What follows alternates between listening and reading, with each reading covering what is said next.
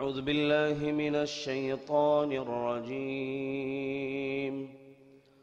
بسم الله الرحمن الرحيم.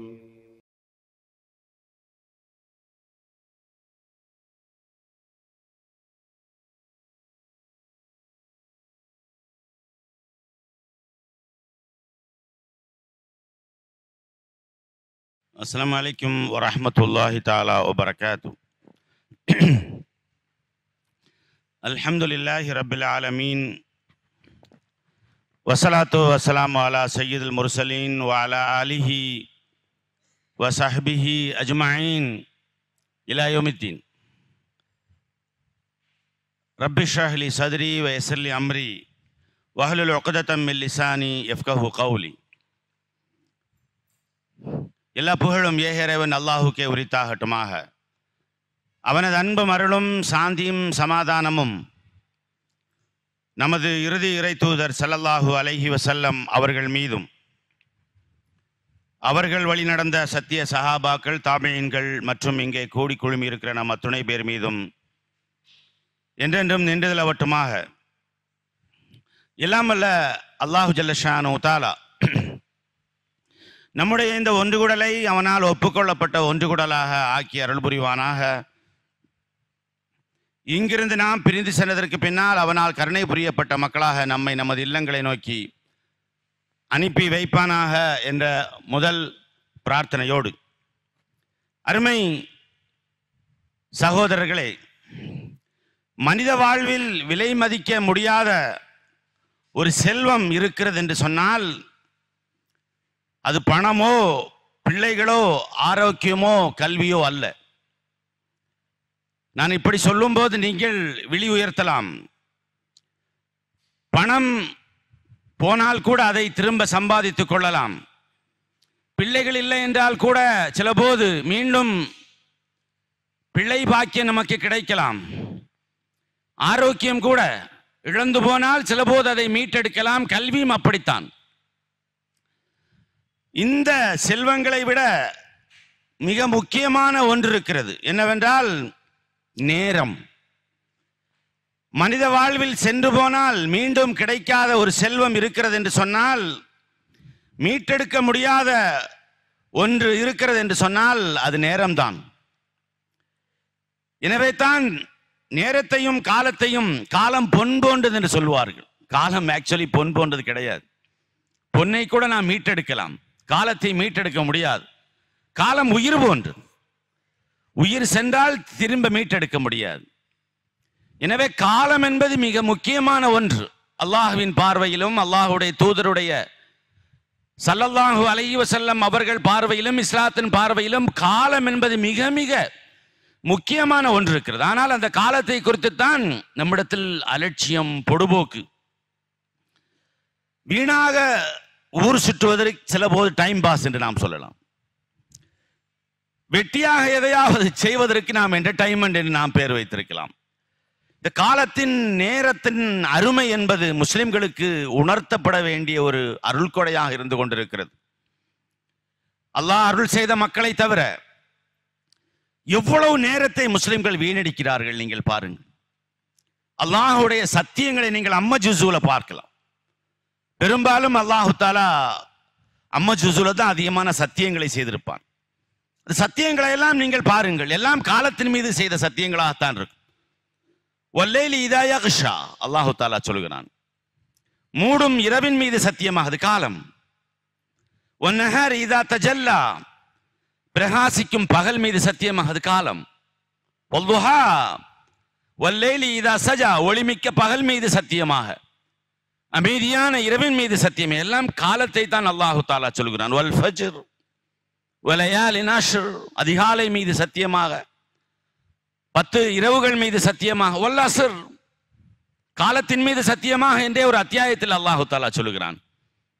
அல்லாஹ் ஒரு பொருளின் மீது, ஒரு விஷயத்தின் மீது சத்தியமிட்டு சொல்கிறான் என்று சொன்னால் அது மதிக்க முடியாத, மதிப்பிட முடியாத ஒரு விஷயம் அது. எனவே அது உயிரை விட முக்கியமானது என்ற காரணத்தால் தான் இந்த காலங்களின் மீது அல்லாஹு தஆலா சத்தியம் செய்கிறான். அல்லாஹ்வை பொறுத்தவரை காலம் என்பது அவ்வளவு முக்கியத்துவம் பெறுகிறது. நம்முடைய வணக்க வழிபாடுகளை நீங்கள் பாருங்கள்.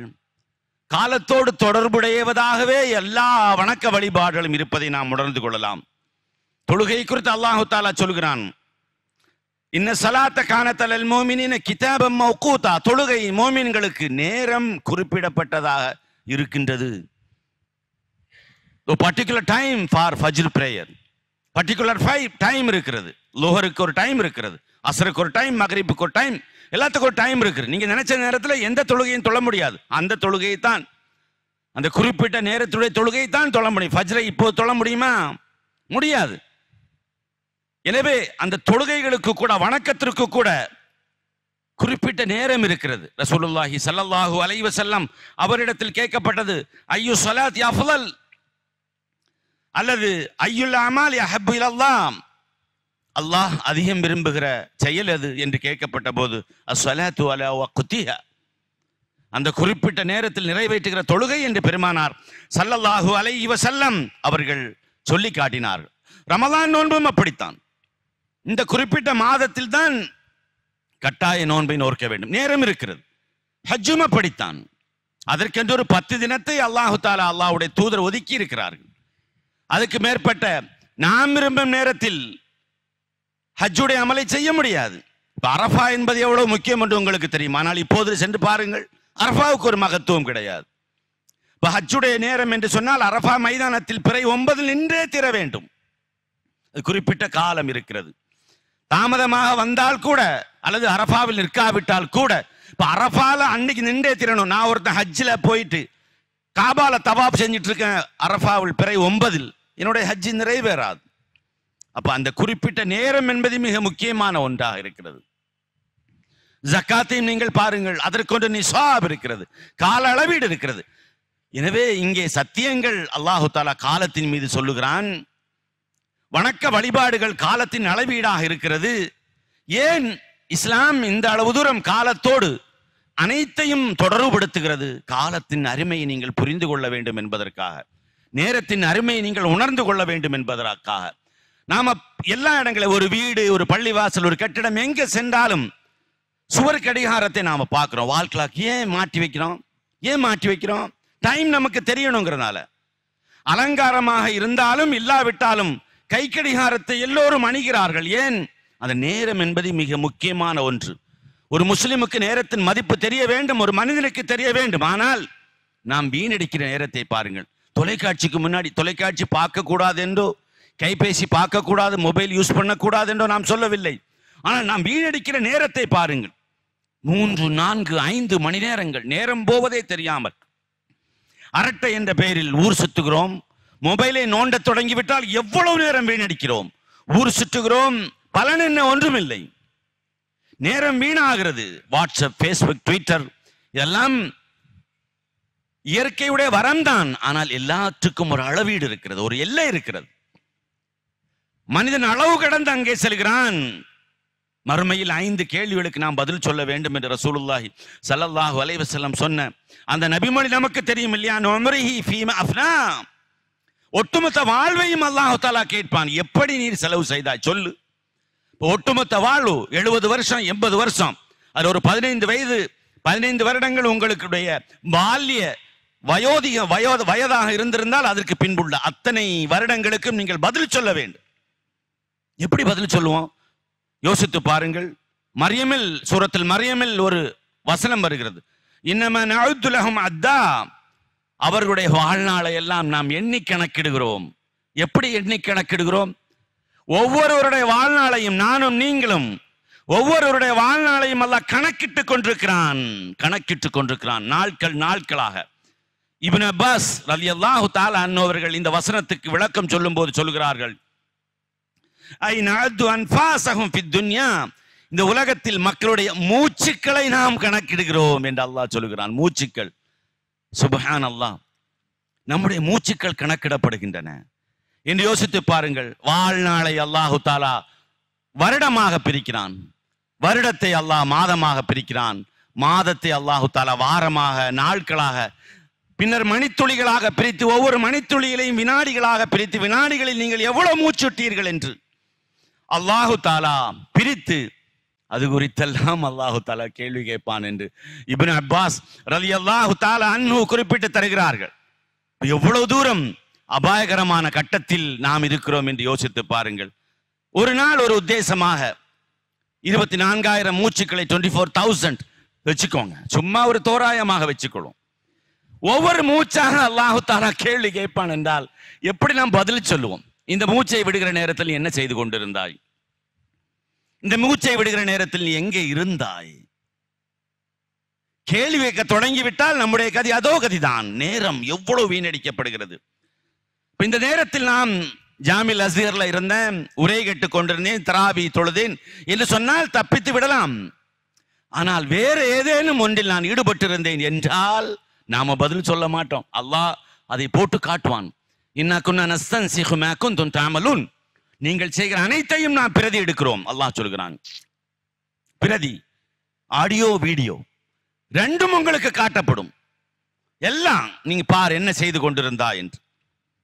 அப்ப யோசித்து பாருங்கள் அருமை சகோதரர்களே, பயனின்றி விட்ட மூச்சுக்கள் எல்லாம் பெரும் கைசேதமாக மாறும் என்று இப்னுல் கையிம் ஜௌசி ரஹ்மத்துல்லாஹி அலைஹி சொல்லுகிறார்கள். காலத்தின் அருமையை அதை தவறவிட்ட மனிதரிடத்தில் தான் கேட்க வேண்டும் என்று சொல்லுவார்கள்.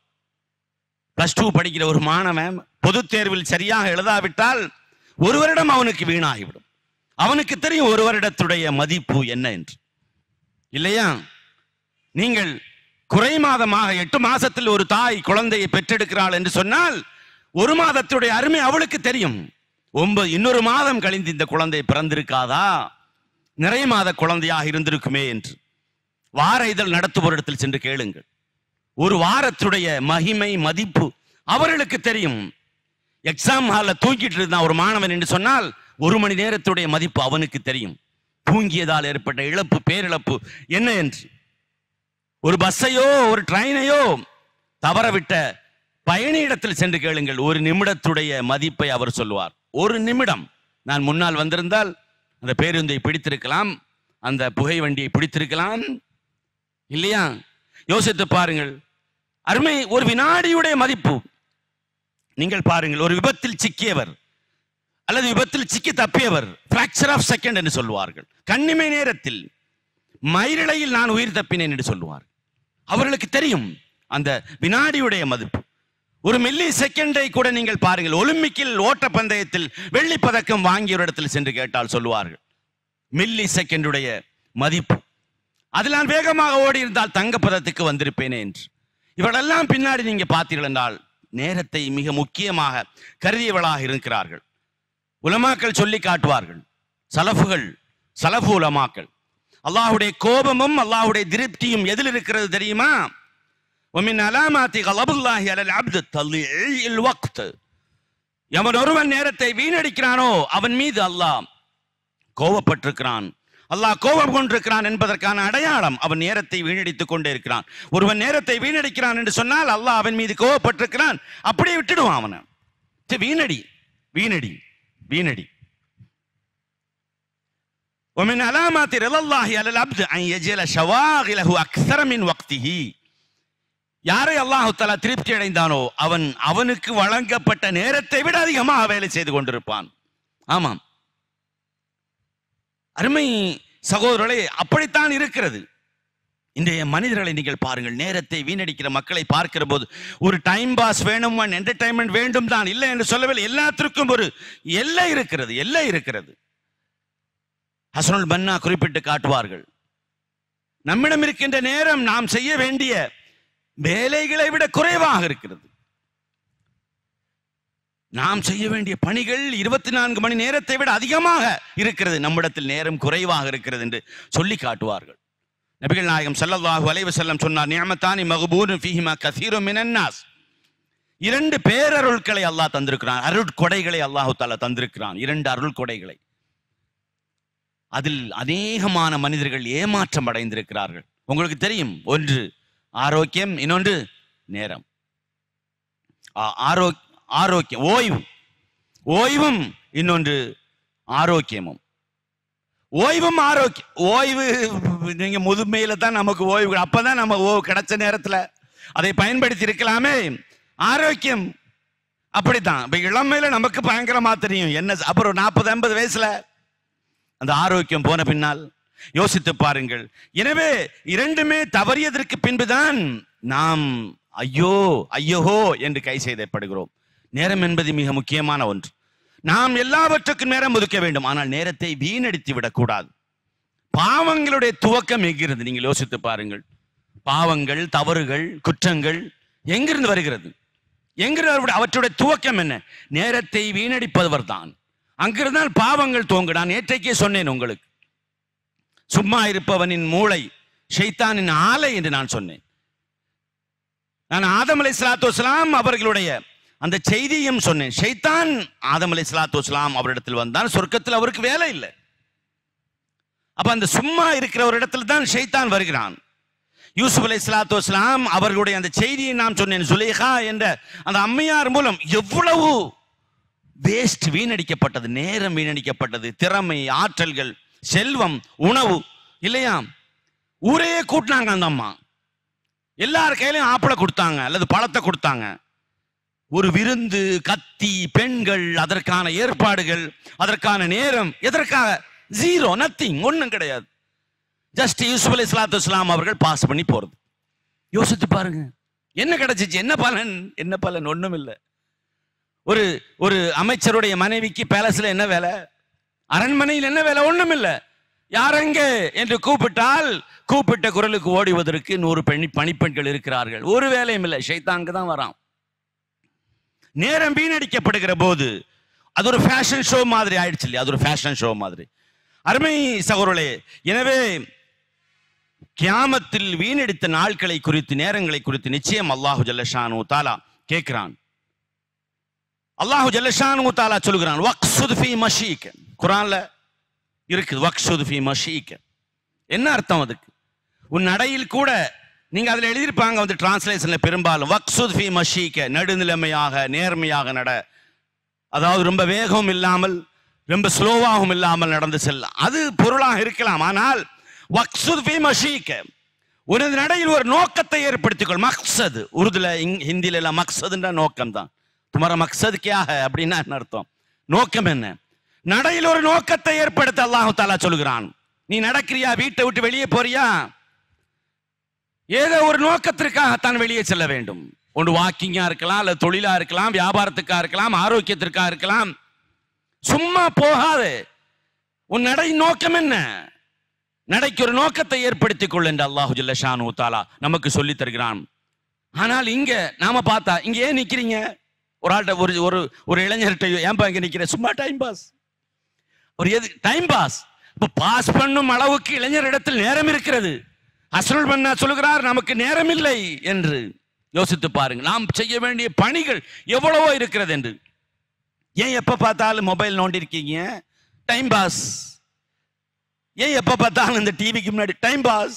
யோசித்து பார், லட்சியம் கிடையாது, நோக்கம் என்னவென்று தெரியாது. அப்ப நேரத்தை வீணடிக்குகிற இந்த அருள் கொடைகளை குறித்தெல்லாம் மறுமையில் அல்லாஹு ஜல்லஷானு தஆலா குறிப்பிட்டு தருவான். அதனால் தான் அவர்கள் சொன்னார்கள், அல் வாஜிபாத்து அக்ஸரு மினல் அவ்காத், வாஜிபாத் என்று சொல்கிறார்கள் அஸ்ருல் பன்னா.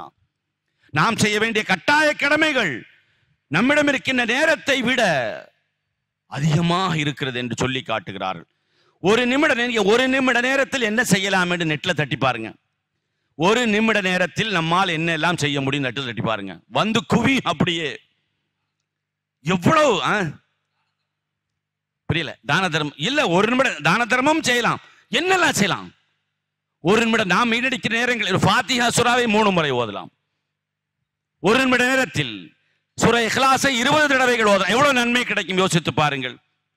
அல் குர்ஆனுடைய ஒரு பக்கத்தை நீங்கள் ஒரு நிமிட நேரத்தில் ஓதலாம். அஸ்தக்ஃபிருல்லாஹ் 100 தடவை நீங்கள் சொல்லலாம். ஒரு புத்தகத்துடைய சொல்லுங்க, அதான் அஸ்ஸலாமு அலைக்கும் சொல்லலாம். சும்மா சலாம் சொல்லிட்டு இருக்க முடியாதுல்ல. சும்மா பார்க்கிறவட அஸ்ஸலாமு அலைக்கும் சொன்னா வேற மாதிரி நினைச்சிருவாங்கல்ல. ஒரு புத்தகத்துடைய 2 பக்கங்களை நீங்கள் ஓதலாம். ஒரு நன்மை ஏவலாம், ஒரு தீமையை தடுக்கலாம், ஒருவருக்கு ஆறுதல் கூறலாம், சாலையில் நோவினை தரக்கூடிய பொருட்களை நீக்கலாம். நினைச்சா என்ன வேணாலும் செய்யலாம். இப்படி நீங்கள் ஒரு நிமிடம் என்று நீங்கள் நினைத்து பாருங்கள் அருமை சகோதரர்களே. அப்ப நம்முடைய முன்னோர்கள் எல்லாம் ஏன் நாம முன்னோர்களை குறித்து, நம்முடைய சஹாபாக்களை குறித்தும் பெருமானார் ஸல்லல்லாஹு அலைஹி வஸல்லம் அவர்களை குறித்து நாம் ஏன் பேசுகிறோம் அடிக்கடி? ஏன்? அவர்கள் நமக்கான ரோல் மாடல்ஸ். அவர்கள் வாழ்ந்து காட்டிவிட்டு சென்றிருக்கிறார். அப்ப அதுதானே நம்முடைய முன்மாதிரியாக இருக்க முடியும். யோசித்து பாருங்கள். சிறிது காலம் வாழ்ந்தாலும் அவர்கள் வரலாற்றில் நீங்கா இடம் பெற்றிருந்தார்கள். ஏன்? அவருடைய வாழ்நாட்கள் எல்லாம் அப்படித்தான். நேரத்தை அவர்கள் வீணடிக்கவில்லை. எவ்வளவு நாட்கள் வாழ்ந்தீர்கள் என்பதை விட எப்படி வாழ்ந்தீர்கள் என்பதல்லவா முக்கியம். ரசூலுல்லாஹி ஸல்லல்லாஹு அலைஹி வஸல்லம் என்ன சொன்னார்கள்? ஒருவருக்கு ஆயுள் நீட்டி கொடுக்கப்பட்டு நீண்ட ஆயுள் வழங்கப்படுகிறது. அது பரக்கத்தல்ல. நீண்ட ஆயுள் கொண்டு அவர் வணக்க வழிபாடுகளில் ஈடுபட்டு நல்ல விஷயங்களை செய்தார். அவருடைய வாழ்வில் தான் அல்லாஹ் பரக்கத் செய்திருக்கிறார். நீண்ட ஆயுள் கிடைப்பது பரக்கத்தல்ல. நீண்ட ஆயுளில் நீங்கள் எப்படி வாழ்ந்தீர்கள், எவ்வளவு தூரம் எவ்வளவு நாட்கள் வாழ்ந்தீர்கள் என்பதல்ல, எப்படி வாழ்ந்தீர்கள் என்பதுதான் மிக முக்கியமானவன். உஸாமா இப்னு ஸைத் ரலியல்லாஹு தஆலா அன்ஹு 16 வயதில் தளபதியாக பெருமானார் ஸல்லல்லாஹு அலைஹி வஸல்லம் நியமித்தார்கள். we cannot imagine that. ஒரு டீனேஜ் பையன் 16 years old. யோசித்து பாருங்கள். 16 வயதில் சீனியர் சஹாபா, சீனியர் மோஸ்ட் சஹாபாக்கள், கம்பெனியன்ஸ் ஆஃப் ப்ராஃபட் ஸல்லல்லாஹு அலைஹி வஸல்லம் இருந்தாங்க. அந்த படையில் அவர் தளபதியாக இருந்த படையில் உஸாமா இப்னு ஸைத் இருந்த படையில் அபூபக்கர் சித்திக் ரலியல்லாஹு தஆலா, உமர் ரலியல்லாஹு தஆலா இவங்க எல்லாம் அதுல இருந்தாங்க. அபூபக்கர் பின்னாடி ரசூலுல்லாஹ்வுடைய வஃபாத்துக்கு பின்னாடி அந்த படை போச்சு, அவங்க கலீஃபாவா ஆயிட்டாங்க. என்றாலும் அந்த படையில உமர் இருந்தாங்க. அபூபக்கர் ரலியல்லாஹு அன்ஹு போய் கேட்டாங்க, நீங்கள் அனுமதித்தால் உமரை விட்டு விட்டு செல்வீர்கள்? அனுமதி அவங்க கிட்ட கேட்கிறாங்க, விட்டுட்டு போக முடியுமா என்றெல்லாம். நபிகள் நாயகம் ஸல்லல்லாஹு அலைஹி வஸல்லம் நியமித்தார்கள். ஒரு 16 வயது இளைஞரை தளபதியாக ரசூலுல்லாஹ் நியமிக்கிறார் என்றால் அவர் 16 years old. எப்படி தன்னுடைய வாழ்நாளை அவர் செலவு செய்திருப்பார் யோசித்து பாருங்க. எப்படி அந்த தளபதி பொறுப்புக்கு தகுதியுடையவராக அவர் இருந்திருப்பார் என்று யோசி. அந்த டைம்லயே விமர்சனம் வந்துச்சு. அந்த டைம்லயே ரசூலுல்லாஹ்ட்டையே விமர்சனம் பண்ணாங்க. இளைஞர் எத்தனையோ முதியோர்கள் இருக்கிறார்கள், அவர்களை அனுபவஸ்தர்கள் இருக்கிறார்கள், அவர்களை நீங்கள் தளபதியாக நியமித்திருக்கலாமே என்று.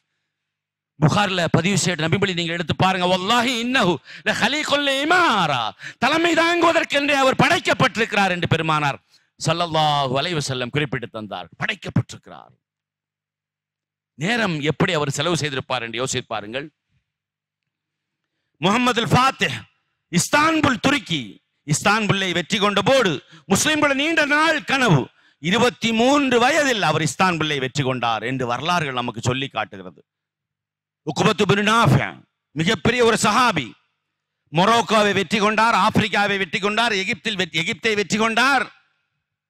அட்லாண்டிக் சமுத்திரத்துடைய அந்த கடலுக்கு முன்னால் வந்து நின்று கொண்டார். ஒரு தடவை தன்னுடைய குதிரையில் வேகமாக அந்த கடலை நோக்கி சென்றார். குதிரையுடைய கால்கள் தண்ணீரில் மூழ்கும் அளவுக்கு இனி குதிரை நடக்காது என்று சொல்லும் அளவுக்கு ஒரு எல்லை வந்தபோது அங்கு நின்று கொண்டார். அங்கு நின்று கொண்டு அந்த கடலை பார்த்து சொன்னார், ஐயுஹல் பஹர் வல்லாஹி லவ் அலமு அன்ன வராகி அர்து நுஹ்ரா லஅபர்துகி ஹத்தா வஅபிதஹ அல்லாஹ். அல்லாஹ் மீது ஆணையிட்டு சொல்கிறேன், கடலே, உனக்கு பின்னால் ஒரு தேசம் இருக்கும் என்று எனக்கு தெரிந்திருந்தால் உன்னை நான் எப்படியேனும் கடந்த அந்த தேசத்தை நான் கைப்பற்றி இருப்பேன். அங்குள்ள மக்கள் அல்லாஹ்வை வணங்குவதற்காக என்று சொன்னார். நேரத்தை எப்படி செலவு செய்திருப்பாங்க என்று யோசித்து பாருங்கள். இப்படித்தான் நாம் சஹாபாக்களுடைய வாழ்க்கையில் இருந்து பாடத்தை பெறுகிறோம். அபூதர் அல் கிஃபாரி ரலியல்லாஹு தஆலா அன்ஹு மக்காவில் பெருமானார் ஸல்லல்லாஹு அலைஹி வஸல்லம் ஒரு கொள்ளை கூட்டத்தை சார்ந்தவர். அவர்கள் ஆரம்பத்தில் மக்காவில் பெருமானார் ஸல்லல்லாஹு அலைஹி வஸல்லம் அவர்களை சந்திக்க வருகிறார்கள். ஆர்வ மிகுதியால் குறைஷிகளுக்கு மத்தியில் சென்று இஸ்லாத்தை சொல்கிறார். அடித்தார்கள், உதைத்தார்கள், வரக்கூடாது என்று எச்சரிக்கை செய்தார்கள். பெருமானார் எச்சரித்தாங்க. பெருமானார் ஏன் எதுக்கு போனீங்க, உங்களை அடிக்கத்தான் செய்வாங்க. 3 நாட்கள் தொடர்ந்து அடி வாங்கிய போது பெருமானார் ஸல்லல்லாஹு அலைஹி வஸல்லம் அபூதர் அல் கிஃபாரியிடம் சொன்னார், அபூதர், உமது தேசத்திற்கு, உமது ஊருக்கு போங்க, அங்கு அழைப்பு பணி செய்யுங்கள். நான் பகிரங்கமாக வெளிவந்து விட்டேன் என்று அறியாதவரை அல்லது அறியும் வரை நீர் என்னை வந்து சந்திக்க கூடாது, போங்க என்று சொன்னார். என்னை சந்திக்க கூடாது என்றே சொன்னார்கள். 8 வருட காலங்கள் பெருமானார் மக்காவை விட்டு மதீனாவுக்கு செல்கிறார்கள். மதீனாவுக்கு சென்ற புதிதில் இருபெரும் கூட்டத்தோடு ஒரு பெரும் படை ஒன்று வருகிறது மதீனாவை நோக்கி. சஹாபாக்கள் ரசூலுல்லாஹ் வந்திருக்காங்க மதீனாவை தாக்குவதற்கு, இப்பவுமே படை ஏதோ வருகிறதோ என்றுதான் அஞ்சினார்கள். ரசூலுல்லாஹ் சொன்னாங்க, ரசூலுல்லாஹ் சொன்னாங்க, இது மதீனாவை தாக்க வருகிற படைகள் போல் தெரியவில்லையே என்று. அருகே சென்றார்கள். கூட்டம் அருகே வருகிறது. அருகே வருக வருக வர வர ரசூலுல்லாஹ் அல்லாஹு அக்பர், இது அபூதர் கிஃபாரி அல்லவா, அபூதர் கிஃபாரி அல்லவா. இருவரும் கூட்டத்துக்கு தலைமை தாங்கி வருகிறார். ரசூலுல்லாஹ்வை பார்த்த உடனே ஓடி வந்தார். யா ரசூலல்லாஹ், நீங்கள் பகிரங்கமாக வெளிவரும் வரை உங்களை சந்திக்க கூடாது என்று சொன்னீர்கள். 8 வருட காலங்கள் நான் உங்களை சந்திக்கவில்லை. இவர்கள் எல்லோரும் என்னால் இஸ்லாத்துக்கு வந்தவர்கள், என்னால் இஸ்லாத்துக்கு வந்தவர்கள். இவர்கள் கிஃபார், அபூதர் கிஃபாரி, இவர்கள் கிஃபார் கூட்டத்தை சார்ந்தவர்கள். வலது பக்கம் இருக்கிற கூட்டத்தை காட்டி சொன்னார்கள், என்னால் இஸ்லாத்துக்கு வந்தவர்கள். யா ரசூலல்லாஹ், ரசூலுல்லாஹ்வுக்கு சந்தோஷம். கிஃபார் கஃபரஹல்லாஹ், அல்லாஹ் உங்கள் பாவங்களை மன்னிப்பானாக. யா ரசூலுல்லாஹ், இவர்கள் அஸ்லம் கோத்திரத்தை சார்ந்தவர்கள், என் பக்கத்து கிராமம். இவர்கள் என்னால் இஸ்லாத்துக்கு வந்தவர்கள், அஸ்லம் கோத்திரத்தை சார்ந்தவர்களுமா. சாலமஹல்லா, அல்லாஹ் சாந்தி நிலவட்டும், சாந்தி தருவானாக என்று சொல்லி காட்டினார்கள். கொஞ்சம் யோசித்து பாருங்கள், அவர் 8 வருஷம் எப்படி வேலை செய்திருப்பார் என்று யோசித்து பாருங்கள். 8 வருடம் எப்படி அவர் இருந்திருப்பார். ஸஅத் இப்னு முஆத் ரலியல்லாஹு தஆலாவுடைய வாழ்க்கை வரலாற்றை நீங்கள் படிக்கிற போது எனக்கு ரொம்ப ஆச்சரியம். நபி தோழர்களிலேயே மிக மெய்சிலிர்த்து போகிற வரலாறு அவருடையது. பெரிய வரலாறு, பெரிய நீண்ட சரிதை எதுவுமே கிடையாது. ஹஸ்ரஜ் கோத்திரத்தை சார்ந்தவர். 30 வயதில் இஸ்லாத்துக்கு வருகிறார். 37வது வயசில் வஃபாத் ஆகிறார். ஒன்லி 7 இயர்ஸ், 7 வருடம் தான், 7 வருடம் தான். பெருமானார் ஸல்லல்லாஹு அலைஹி வஸல்லம் அவர் வஃபாத் ஆகிற போது மதீனாவுக்கு வெளியே சென்றிருந்தார்கள். ரசூலுல்லாஹ் என்ன சொன்னாங்க? பிரபலமான நபிமொழிகள் அதெல்லாம். இஹ்தஸ்ஸ அர்ஷுர் ரஹ்மான் லி மௌத்தி ஸஅத், மதீனாவில் ஸஅத் மரணம் அடைந்து விட்டார், மௌத்தாகி விட்டார். அவருடைய மரணத்திற்கு அல்லாஹ்வுடைய அரியணை குலுங்கியது என்று சொல்லி காட்டினார்கள். ஒன்லி 7 இயர்ஸ், 7 வருடங்கள். வேகமாக பெருமானார் ஸல்லல்லாஹு அலைஹி வஸல்லம் மதீனாவை நோக்கி திரும்பினார்கள். அப்போது வேகமாக திரும்பும் போது சில சஹாபாக்களுடைய செருப்பின் வார் அருந்தன. கேட்டார்கள், ஏன் யா ரசூலுல்லாஹ் இவ்வளவு வேகமாக? இல்ல, வேகமாக செல்ல வேண்டும், வேகமாக செல்ல வேண்டும் என்று சொல்லி போகிறார்கள். பெருமானார் ஸல்லல்லாஹு அலைஹி ஜனாசா பள்ளிவாசல் கொண்டு வைக்கப்படுகிறது. பெருமானார் ஸல்லல்லாஹு அலைஹி வஸல்லம் சொன்னார்கள், 70,000 மலக்குகள், வானவர்கள், இதுவரை பூமிக்கு இறங்காத வானவர்கள் ஸஅத் இப்னு முஆதுடைய ஜனாசாவில் கலந்து கொள்வதற்காக பூமிக்கு இறங்கி வந்திருக்கிறார்கள். அவருடைய ஜனாசாவை பார்த்து அழுத போது தாயார் அழுதார்கள். அம்மா ஸஅத் இப்னு முஆதுடைய தாயார் அழுதார்கள். அப்போது பெருமானார் ஸல்லல்லாஹு அலைஹி வஸல்லம் சொன்னார்கள், குல்லு பாக்கியத்தின் தக்தீப் இல்ல உம்ம ஸஅத்.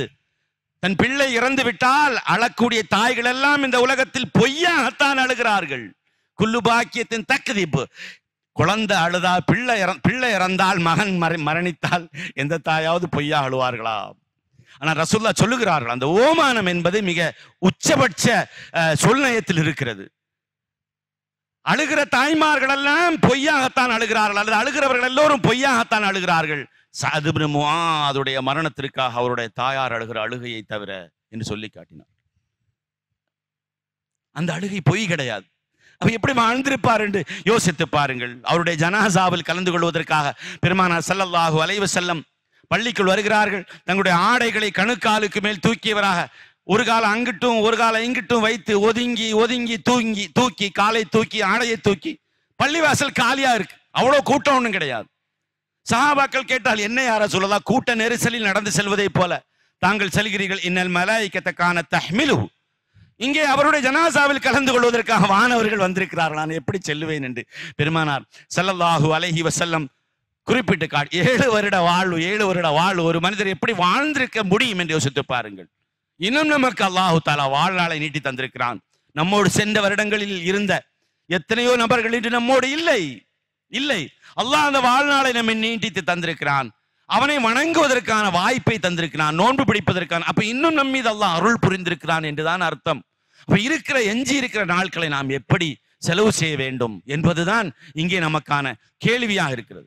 முகமது காசிம் சிந்து சமவெளி இந்திய பகுதிகளை எல்லாம் வெற்றி கொண்ட போது அவருக்கு 17 வயது தான் என்று சொல்லப்படுகிறது. ஒரு வருடத்தில் அவர் 12 போர்களில் ஈடுபட்டிருக்கிறார், 12 வெற்றி பெற்றிருக்கிறார். உமர் முக்தார் லிபியா இத்தாலியருக்கு எதிரான அவர் யுத்தம் தொடங்கிய போது அவருடைய வயது என்ன? லிபியாவின் சிங்கம் என்று சொல்ல 60 வயது. 60 வயதில் 60 முதல் 70 வரை அவர் இத்தாலியர்களுக்கு எதிராக போராடினார்கள். லிபியாவினுடைய சுதந்திரம், உமர் முக்தாருடைய வரலாறு நிரந்தரமாக இன்றும் போற்றப்படுகிறது சொன்னால், காலம் இந்த நேரத்தை செலவு செய்வதற்கும் அல்லது நேரத்தை பேணுவதற்கும் இப்படித்தான் என்றெல்லாம் கிடையாது. இந்த வயசுல தான் பேணணும், இந்த வயசுல பேணக்கூடாது என்பதல்ல. இன்னும் நம்முடைய ஆயுளை அல்லாஹ் நீட்டி தந்திருக்கிறான் என்று சொன்னால் நமக்கு அவகாசம் தருகிறான் என்றுதான் பொருள். எனவே இருக்கிற நேரங்களை வீணடிக்காமல் நாளை மறுமையில் அல்லாஹ்வுடைய அர்ஷுக்கு முன்னால் இருக்கிற போது எப்படி வீணடித்தா என்ற கேள்விக்கு நான் தலை குனிந்து எந்த பதிலும் சொல்ல முடியாமல் கூனிக்குரிய அவமானத்தோடு நிற்பதை விட அந்த நேரத்தை நாம் நல்ல முறையில் பயன்படுத்த முயற்சிக்க வேண்டும். காலித் இப்னு வலீத் அவர்களை குறித்து ரசூலுல்லாஹி ஸல்லல்லாஹு அலைஹி வஸல்லம் என்ன சொன்னார், அல்லது உமர் ரலியல்லாஹு அன்ஹு சொன்னதாகவும் இருக்கிறது. இதா தஹப நஸ்ரு இய்யா, அவர் நடந்து சென்றால் அவருக்கு பின்னால் வெற்றியும் நடந்து செல்மாம். என்னை அழைத்து செல் என்று, வெற்றி அவருக்கு பின்னாடியே நடந்து போகும் என்று. இது போன்ற ஒரு ஆண்மகனை எந்த தாயும் பெற்றெடுப்பது சிரமம் என்று வரலாற்று ஆசிரியர்கள் குறிப்பிட்டு தருகிறார்கள். யோசித்து பாருங்கள், நம்முடைய முன்னோர்கள் எப்படியெல்லாம் இருந்திருக்கிறார்கள் என்று.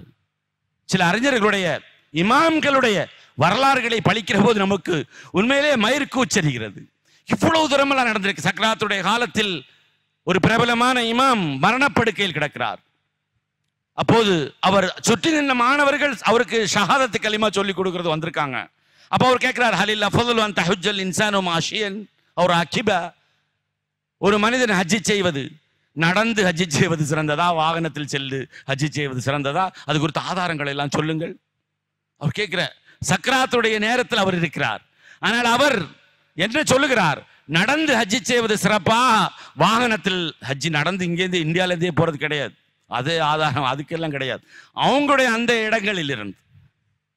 அப்போது யா இமாம் லைஸ ஹாதா பிவக்த், ஷஹாதத்தை சொல்லுங்கள், இது அதற்கான நேரம் இல்லையே என்று சொன்னபோது லவ் பக்கிய மின் உமரி லஹ்வா அஸ்ததீஉ அன் உஐன மின் ஹிலாலிஹா முஸ்லிமன் ஃபி இஸ்லாமிஹி லகத்தம்துஹா, என்னுடைய வாழ்நாளில் ஒரு மூச்சு தான் பாக்கி இருக்கிறது என்று சொன்னால் அந்த மூச்சை வைத்து இஸ்லாமிய சமூகத்துக்கு நான் உதவ முடியும் என்று சொன்னால் அப்படித்தான் அந்த மூச்சையும் நான் பயன்படுத்துவேன் என்று குறிப்பிட்டு காட்டினார்.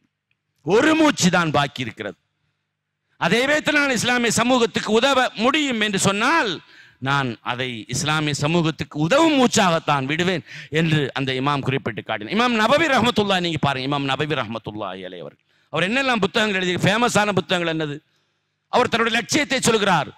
சிறுவர்களுக்கு நபிமொழியை அறிமுகப்படுத்த வேண்டும் என்று நான் முடிவு பண்ணினேன். 40 நபவி எழுதினேன். நபிமொழி 40, 200 நபிமொழி 40, 40 நபவிக்கு 200 விரிவுரை நூல்கள் இருக்கு தெரியுமா உங்களுக்கு? குர்ஆன் அரபில 200 டிஸ்கிரிப்ஷன் விரிவுரை நூல்கள், 200க்கு மேற்பட்ட 40 நபவி அந்த ஒரு புத்தகத்துக்கு மட்டுமே. அதெல்லாம் தமிழ்லையும் நிறைய வந்திருக்கு. யோசித்து பாருங்க, சிறுவர்களுக்கு நபிமொழியை அறிமுகப்படுத்த வேண்டும் என்று நான் விரும்பினேன். 40 நபவியை நான் எழுதினேன்.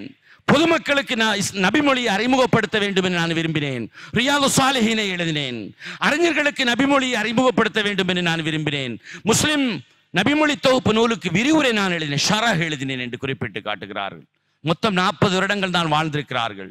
500க்கும் மேற்பட்ட நூல்களை அவர்கள் எழுதியிருக்கிறார்கள். யோசித்து பாருங்கள், திருமணம் செய்யவில்லை என்றொரு இமாம் நபவியை குறித்த ஒரு சொல் இருக்கிறது. சாப்பிடுகிற முறை எப்படி தெரியுமா? அவருடைய வரலாற்றை பார்க்கிற போது உண்மையில் நமக்கு ஆச்சரியமா இருக்கு. எப்படி இவங்களாம் வாழ்ந்திருக்காங்க, எப்படி இவங்களாம் வாழ்ந்திருக்காங்க. உணவை தயார் செய்து அம்மா கொண்டு வந்து வைப்பாங்க, அவர் எழுதிக்கிட்டே இருப்பார் அல்லது படித்து கொண்டே இருப்பார் இரவில். அப்ப எழுதுகிற போது படிக்கிற போது சாப்பிட மறந்து விடுவார். அம்மா வந்து திரும்ப வந்து பார்ப்பாங்க, உணவு அப்படியே இருக்கும். அப்ப அந்த உணவை எடுத்து அம்மாவை ஊட்டி விடுவாங்க. அவர் எழுதி கொண்டே இருப்பார். அதிகாலை தொழுகைக்கும் சற்று முன்பாக தஹஜ்ஜத் தொழுவதற்கான எல்லாவற்றையும் ஒதுக்கி வைத்து தொழுவதற்காக நேரமாகிற போது அம்மாட்ட கேட்பார், யா உம்மா ஐனத்தம், அம்மாவே சாப்பாடு எங்கே என்று. அத்தம்துக யா புனை, ஊட்டி விட்டேனே மகனே, அருமை மகனே, ஊட்டி விட்டேனே நான். வல்லாஹி ஷுகில்த், நான் ரொம்ப பிஸியா இருந்தேன், மறந்துட்டேன், எனக்கு தெரியாது. நீங்க ஊட்டி விட்டீங்களா? எனக்கு தெரியாதுன்னு சொல்லு. இமாம் நபவியுடைய வரலாறு நமக்கு ரொம்ப ஆச்சரியமா இருக்கிறது. இப்படியெல்லாம் அந்த ஆளுமைகள் ஈடுபட்ட காரணத்தால் தான், நேரத்தை வீணடிக்காத காரணத்தால் இன்று நாம் அவர்களை குறித்து இங்கிருந்து பேசிக் கொண்டிருக்கிறோம். அவர்கள் நம்முடைய ஆளுமைகளாக பொன்னெழுத்துக்களால் பொறிக்கப்பட்டிருக்கிறார்கள். உமர் ரலியல்லாஹு தஆலா அன்ஹுவை குறித்து சொல்லுவார்கள், அவர் சபையில் இருக்கிற போது சில போது தூங்கி விடுவார். மத்தானாம், ஏன் தூங்குகிறீர்கள்? மத்தானாம், அவர் சொல்லுவார், மத்தானாம், நான் எப்போது தூங்குவேன்? இதான் நொந்து பிள்ளை அலா துஹக்க ரப்பி, இரவில் நான் தூங்கினால் என் இறைவனுக்கு நான் செய்ய வேண்டிய கடமையை வீணடித்து விடுவேனே. பகலில் நான் தூங்கினால் படைப்பினங்களுக்கு செய்கின்ற அந்த கடமையில் நான் தவறழைத்து விடுவேனே. மத்தானாம், நாம் எப்போது தூங்குவேன்? நேரமே இல்லை என்று சொல்லி காட்டுவார்கள். அருமை சகோதரர்களே, இந்த நிகழ்வுகளோடும் இந்த ஆளுமைகளோடும் தெருவில் வீணாக உட்கார்ந்திருக்கிற இளைஞர் படையை நாம் பார்க்கிற போது நமக்கு என்ன சொல்றேன்னு தெரியல. இங்கல்ல, நான் பொதுவாக நான் சொல்ல, எல்லா இடங்களிலும் இளைஞர்கள் நேரத்தை மிக மிக வேகமாக தெரிந்தே வீணடிக்கிறார்கள். அல்லாஹ் தஆலா என்ன சொல்கிறான்? வேகமாக செயல்படுங்கள் என்று சொல்கிறான். வேகம் வேண்டும், போட்டி வேண்டும் என்று சொல்கிறான். சாரிஉ, அல்லாஹ் சொல்கிறான், சாரிஉ இலா மக்ஃபிரத்தின் மிர் ரப்பிக்கும் வ ஜன்னah, இறைவனுடைய மன்னிப்பு, சொர்க்கத்தின் பக்கம் வேகமாக நீங்கள் ஓடுங்கள். வேகமாக செல்லுங்கள் என்று. இன்னொரு இடத்துல அல்லாஹ் தஆலா சொல்கிறான், சாபிகு சாபிகு சிபாகா. சிபாகா என்றால் ஓட்டப்பந்தயம், ஓடுங்கள்றான். சாபிகு இலா மக்ஃபிரத்தின் மிர் ரப்பிக்கும் வ ஜன்னah, உங்கள் இறைவனுடைய மன்னிப்பு, சொர்க்கத்தின் பக்கம் ஓடுங்கள், போட்டி போட்டு ஓடுங்கள். நாம் நிற்பது பந்தய மைதானம். ஆம், யார் முந்துகிறாரோ அவருக்கு சொர்க்கத்தில் முதல் காலடி எடுத்து வைக்கலாம். ஆனால் நாம் எவ்வளவு நேரம் நாம் வீணடிக்கிறோம்? கொஞ்சம் யோசித்து பாருங்கள். அருமை நபிமார்களை குறித்து அல்லாஹு தஆலா சொல்கிறான். நீ சூரத்துல் அம்பியால நபிமாருடைய அந்த செய்தியை சொல்லிட்டே வருவான். யூனுஸ் அலைஹிஸ்ஸலாம், இஸ்மாயில் அலைஹிஸ்ஸலாம், எல்லாம் அந்த ஷுவைப் அலைஹிஸ்ஸலாம், எல்லாருடைய வரலாறு, ஜக்கரியா அலைஹிஸ்ஸலாம் எல்லாம் சொல்லிட்டு உலாயிக யுஸாரியூன ஃபில் கைராத், அவர்கள் சொல்லி எப்படி முடிக்கிறான்? அவர்கள் நன்மையான காரியங்களில் வேகமாக, நபிமார்களுங்க, அவர்கள் எல்லாம் இறை தூதர்கள், நன்மையான காரியங்களில் வேகமாக ஈடுபட்டார்கள், போட்டி போட்டு முந்தினார்கள் என்று அல்லாஹு ஜல்ல ஷானு தஆலா அவர்களை குறித்து இங்கே குறிப்பிட்டு காட்டுகிறான். அருமை சகோதரர்களே, இந்த நேரத்தில் நான் ஒரு நிகழ்வை சொல்லி காட்ட ஆசைப்படுகிறேன். மூத்தா போர், புகாரில் கூட அது குறித்த குறிப்புகள் இருக்கிறது. மூத்தா போரில் முஅத்தா போர் என்று சொல்வார்கள், மூத்தா போர் என்று சொல்வார்கள். ஜாஃபர் இப்னு அப்துல்லா இப்னு ரவாஹா, ஸைத் இப்னு ஹாரிஸா, 3 தளபதிகள் பங்கு பெற்றார். நாம் அறிந்திருப்போம். அருமை சகோதரர்களே, ஜாஃபர் இப்னு அபி தாலிப் ஷஹீதாகிறார், பின்னர் அப்துல்லா இப்னு ரவாஹா வருகிறார். அவர் ஷஹீதாகிறார், பின்னர் ஸைத் இப்னு ஹாரிஸா வருகிறார். அந்த செய்தியெல்லாம் நமக்கு தெரியும். பின்னர் காலித் இப்னு வலீத் தளபதியாக வந்தார். 3 பேரும் ஷஹீதாகிறார்கள். அருமை சகோதரர்களே, நபிகள் இந்த 3 சஹாபாக்களும் 3 தளபதிகளும் ஷஹீதானதுக்கு பின்னால் பெருமானார் ஸல்லல்லாஹு அலைஹி வஸல்லம் ஒரு தடவை மக்களுக்கு மத்தியில் சொல்கிறார்கள், சுவனம் எனக்கு காட்டப்பட்டது. அங்கே இந்த மூத்தா போரில் ஷஹீதான தளபதிகளை நான் பார்த்தேன். அவர்கள் ஒய்யாரமாக சுவனத்து கட்டிலில் சாய்ந்து அமர்ந்திருக்கிறார்கள். ஜாஃபர் இப்னு அப்துல்லா ஒய்யாரமாக இருக்கிறார், ஸைத் இப்னு ஹாரிஸா ஒய்யாரமாக இருக்கிறார். ஆனால் இடையே அப்துல்லா இப்னு ரவாஹா, அவருடைய கட்டிலில் சற்று அலங்காரம் குறைவாக இருந்தது. எல்லோருக்கும் சொர்க்கம் கிடைச்சிருக்கு, எல்லோருக்கும் சிறப்பு கிடைத்திருக்கிறது. ஆனால் அப்துல்லா இப்னு ரவாஹாவுடைய கட்டிலில் மட்டும் அலங்காரம் சற்று குறைவாக இருந்தது, கட்டிலுடைய உயரம் சற்று குறைவாக இருந்தது. ஏன் யா ரசூலல்லாஹ்? தோழர்கள் கேட்டார்கள். அப்போது பெருமானார் ஸல்லல்லாஹு அலைஹி வஸல்லம் சொன்னார், மலையா, அந்த இருவரும், ஜாஃபர் இப்னு அப்துல்லா, ஸைத் இப்னு ஹாரிஸா, இந்த இருவரும் போர்க்களத்தில் நுழைந்தார்கள், கொடியை பிடித்தார்கள், வாளை உருவினார்கள், வேகமாக குதிரையில் ஏறினார்கள். மலையா ஓ தரத்தத் அப்துல்லா இப்னு ஹாரிஸா பால தரத்துத் சும்ம மலா. அந்த இருவரும் என்றால் ஜாஃபர் இப்னு அப்துல்லா, ஸைத் இப்னு ஹாரிஸா, அந்த இருவரும் போர்க்களத்தில் நுழைந்த வேகத்துக்கும் அப்துல்லா இப்னு ரவாஹா போர்க்களத்தில் நுழைந்த வேகத்திற்கும் ஒரு கண நேர வேறுபாடு இருக்கிறது. இவர் தாமதித்தார். அவர்கள் இருவரும் குதிரையில் ஏறிய வேகத்திற்கும் இவர் குதிரையில் ஏறிய வேகத்திற்கும், அவர்கள் இருவரும் வாளை உருவிய வேகத்திற்கும் இவர் வாளை உருவிய வேகத்திற்கு, நீயத்திலேயோ வேற எதிலேயுமே எந்த வேறுபாடும் இல்லை. போர் செய்ய வேண்டும் என்ற எண்ணத்தில் வேறுபாடு இல்லை, வேகத்தில் வேறுபாடு இருந்திருக்கிறது. வேகத்தில் வாளை உருவிய வேகம், அவர்கள் இருவரும் உருவிய வேகத்திற்கும் இவர் உரிய வேகத்திற்கும் யோசித்து பாருங்கள், கொஞ்சம் குறைவாக இருந்தது. அவர்கள் குதிரையேற்றம், அவர்களுடைய கொடி பிடித்த வேகம், அவர்கள் வாள் உயர்த்திய வேகம், அப்துல்லா இப்னு ரவாஹா உடைய வேகம் மிக குறைவாக இருந்தது. எனவே அல்லாஹ் சொர்க்கத்தில் கூட அவருக்கு அலங்காரத்தில் சிறிது குறை ஏற்படுத்தி விட்டான். உண்மையிலே எனக்கு ரொம்ப ஷாக்கா இருந்துச்சு, இப்படி இல்லாம இருக்கும் என்று. ஒரு கண நேரம் சொர்க்கத்துல கூட அதற்கு தகுந்தவாறு அல்லாஹு தாலா கூலியை கொடுக்கிறான்னா, நாம் வீணடிக்கிற நேரங்களை பாருங்கள். 5 விஷயங்களை நீங்கள் பயன்படுத்துங்கள் என்று ரசூலுல்லாஹி ஸல்லல்லாஹு அலைஹி வஸல்லம் சொன்னால். பிரபலமான ஹாக்கிமில் பதிவு செய்யப்பட்ட நபிமொழி, முதுமைக்கு முன் உங்களுடைய இளமை நீங்கள் பயன்படுத்துங்கள். இளமை போச்சுன்னா கிடைக்காது. நானும் இளமை போனவனாகத்தான் இருக்கிறேன். எனக்கு தெரியும் இளமையில நாம எவ்வளவு வேஸ்ட் பண்ணியிருக்கோம், எவ்வளவு வீணெடுத்திருக்கிறோம் என்று. நோய்க்கு முன் ஆரோக்கியத்தை நீங்கள் பயன்படுத்துங்கள். வறுமைக்கு முன் வசதியை நீங்கள் பயன்படுத்தி. இப்ப நம்மகிட்ட வசதி இருக்கின்றா, தான தர்மம் செய்வது, பிறருக்கு உபகாரம் செய்வது. அப்புறம் வறுமை நான் நினைச்சிருந்தேன் கொடுத்திருக்கலாமே, இல்லை.